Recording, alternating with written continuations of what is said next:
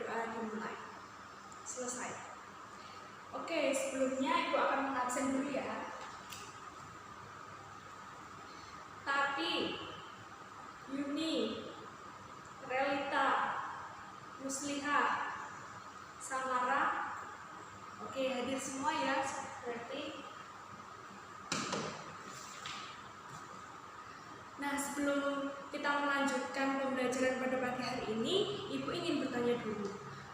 Siapa yang ingat pembelajaran kita minggu lalu mengenai apa? Ya, silakan Muslihah.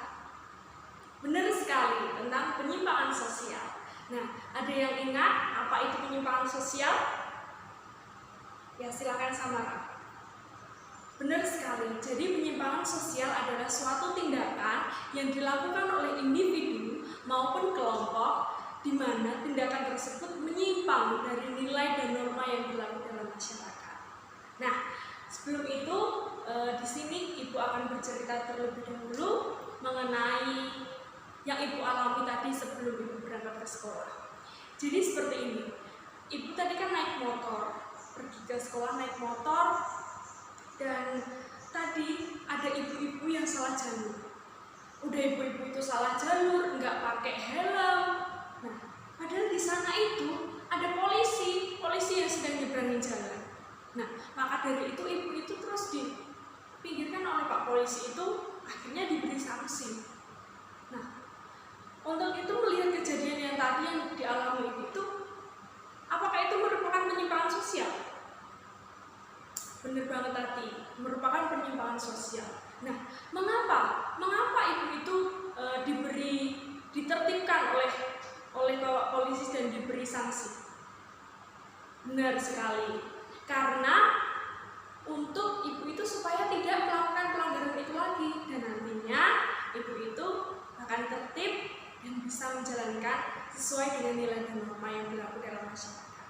Nah, di sini kita akan membahas mengenai pengendalian sosial. Pengendalian sosial supaya kita bisa terhindar dari penyimpangan sosial dan hidup sesuai dengan nilai dan norma dalam masyarakat. Nah, sebelum itu materi pengendalian sosial ini diharapkan kita nantinya mampu untuk hidup dalam masyarakat sesuai dengan nilai dan norma yang ada di dalamnya, dan kita tidak akan hidup menyimpang sehingga kita dapat diterima oleh masyarakat. Nah, sebelumnya Ibu akan menjelaskan mengenai pengertian dari pengendalian sosial itu sendiri. Di sini ada dua tokoh yang akan Ibu ambil mengenai argumennya atau gagasannya mengenai pengertian dari pengendalian sosial.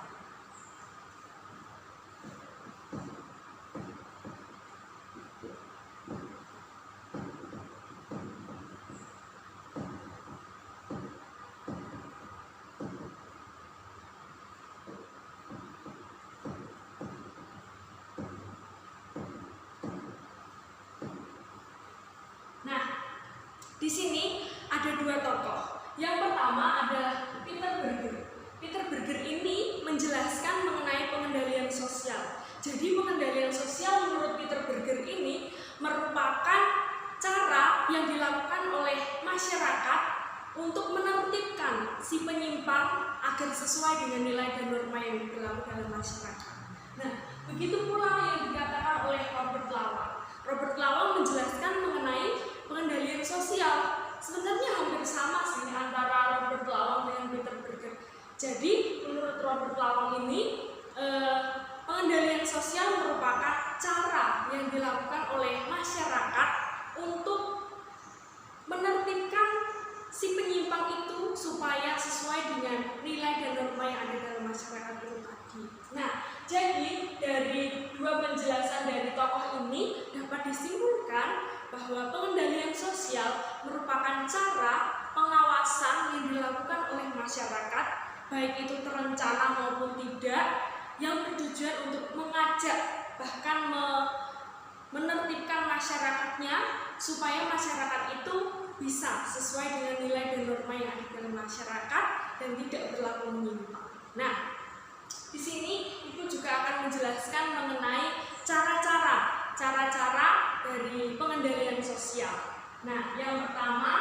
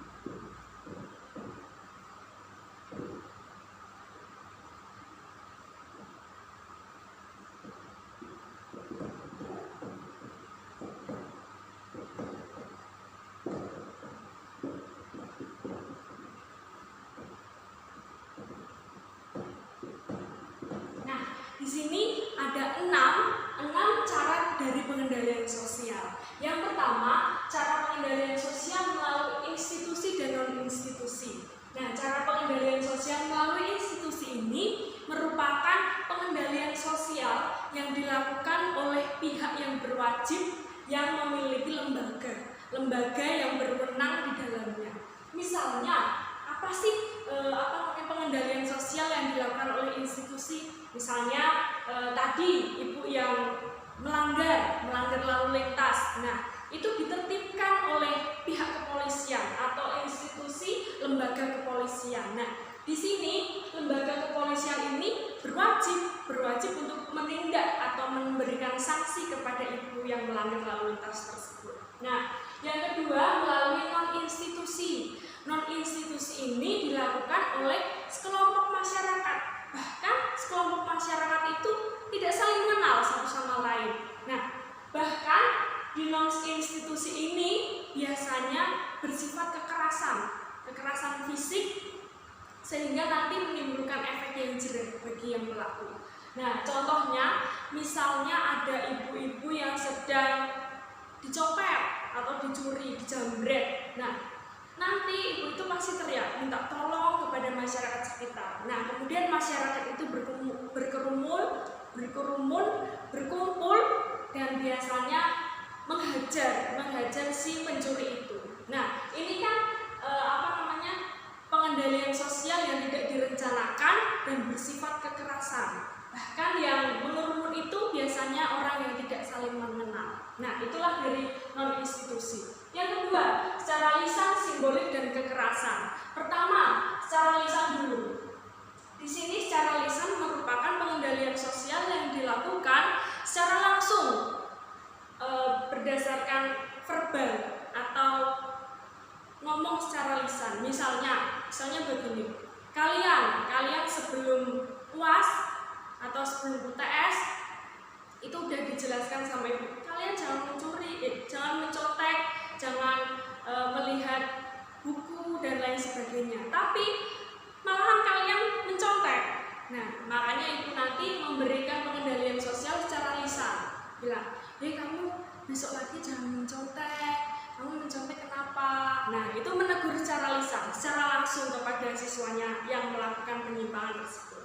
Nah, yang selanjutnya dengan cara simbolik. Simbolik ini dilakukan melalui spanduk-spanduk dan misalnya atau poster atau iklan layanan masyarakat yang ada di televisi seperti itu. Misalnya ada spanduk besar, itu tulisan merokok membunuhmu. Nah, itu pengendalian sosial supaya kita tidak merokok dengan cara adanya spanduk-spanduk atau poster maupun layanan masyarakat seperti itu. Nah, selanjutnya cara pengendalian sosial melalui kekerasan atau koersi. Nah, kekerasan ini biasanya dilakukan untuk menimbulkan efek jera bagi pelaku. Nah, contohnya ini misalnya ada seorang pencuri atau teroris. Nah, pencuri ini biasanya dihukum rajam. Dihukum rajam itu dipukuli batu sehingga dia merasa kesakitan dan tidak ingin melakukan hal itu lagi. Ya, tadi terorisme. Nah, terorisme dia dihukum mati. Dihukum mati ini diberi seperti peringatan untuk terorisme akan dihukum mati. Nah, sehingga terorisme tidak akan melakukannya lagi dan menimbulkan efek jerah seperti itu. Nah, selanjutnya cara pengendalian sosial dengan cara preventif dan represif.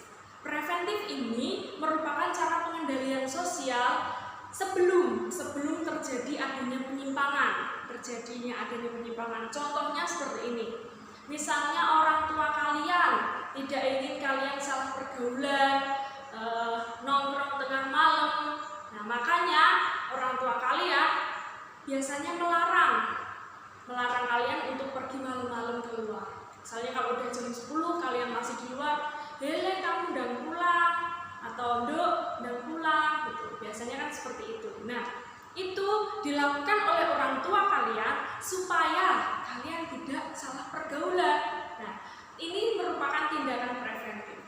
Seperti tadi misalnya contohnya, kalian sebelum UAS atau sebelum UTS atau ulangan harian, ibu biasanya mengingatkan, kalian jangan mencontek, kerjakan sebisanya, terus itu merupakan tindakan yang dilakukan ibu supaya kalian tidak melakukan tindakan menyimpang. Nah, ini sebelum adanya penyimpangan, sebelum kalian mencontek, ibu sudah mengingatkan ke kalian terlebih dahulu supaya kalian tidak mencontek seperti itu. Nah, kedua, cara pengendalian secara represif. Ini kebalikan dari preventif. Represif ini dilakukan setelah adanya tindakan penyimpang. Jadi pengendalian sosial yang dilakukan setelah adanya tindakan menyimpang itu sendiri.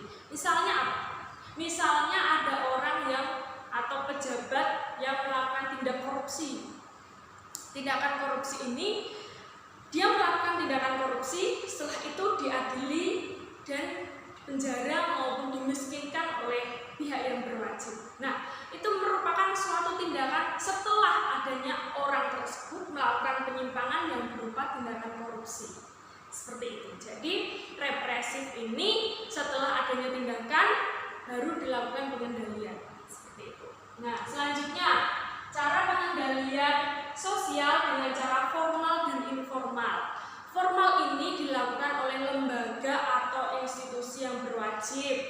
Misalnya, kalian ketahuan merokok di sekolahan, nah itu diberi sanksi oleh pihak sekolahan karena dia berhak dan memiliki wewenang atas kalian, tindakan yang kalian lakukan.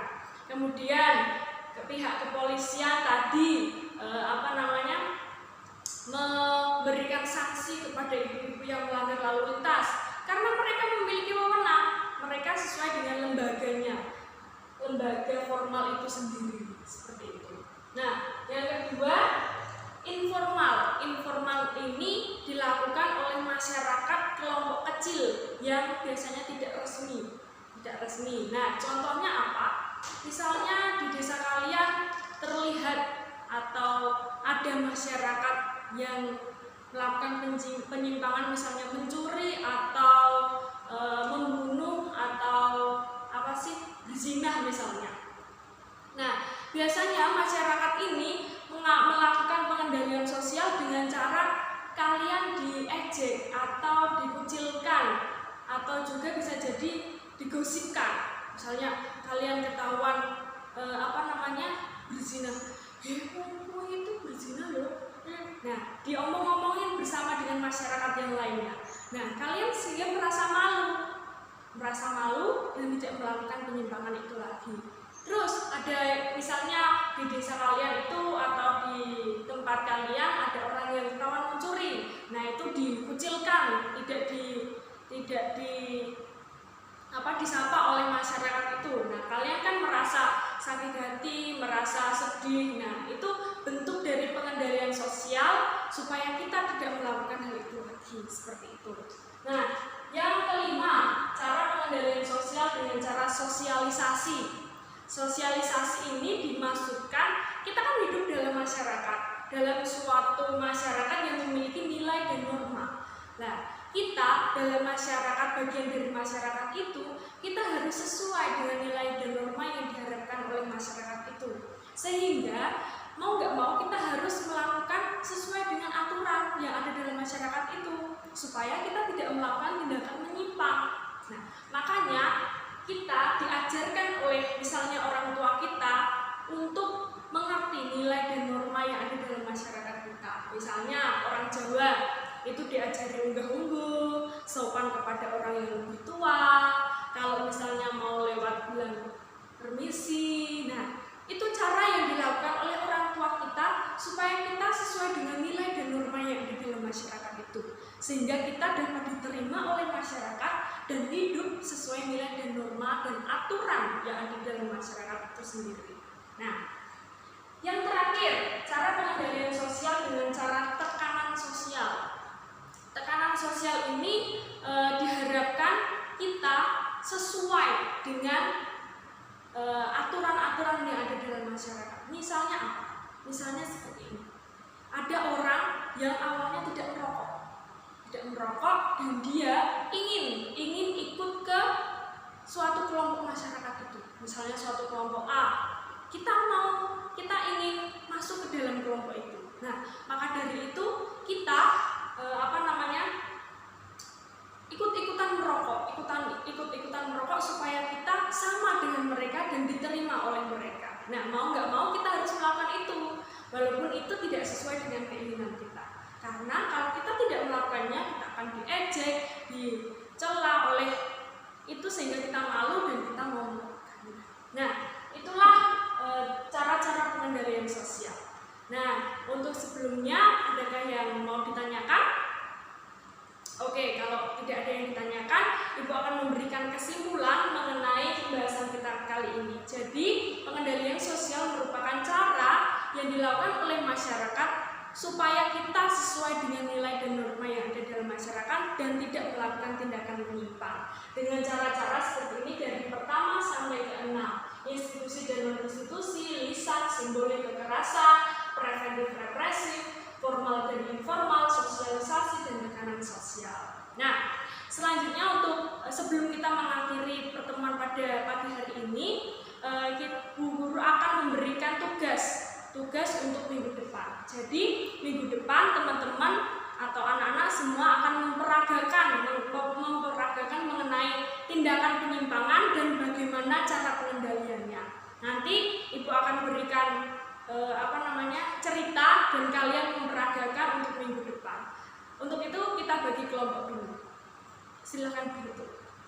Nah, nanti sudah berhitung ya, sudah tahu kelompoknya, dan nanti teman-teman atau anak-anak akan maju sesuai dengan lintingan yang Ibu kasih. Oke, sekian dari pertemuan kali ini, bisa dipahami semuanya, dan mohon maaf apabila ada kekurangan. Dan sebelum itu kita akan berdoa dan menurut kepercayaan dan agama masing-masing. Berdoa mulai selesai. Terima kasih dan selamat pagi.